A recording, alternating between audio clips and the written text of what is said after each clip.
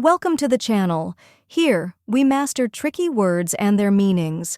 Today, we're tackling a word that describes the perfect example of something: quintessential.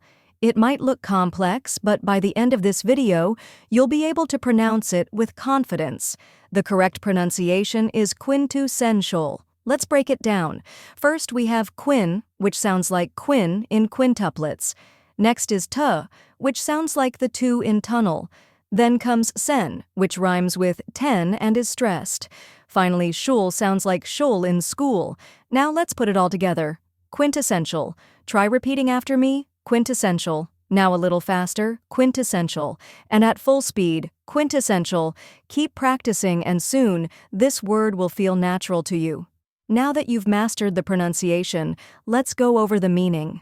Quintessential refers to something that is the perfect example or embodiment of a particular quality or type, and that's it.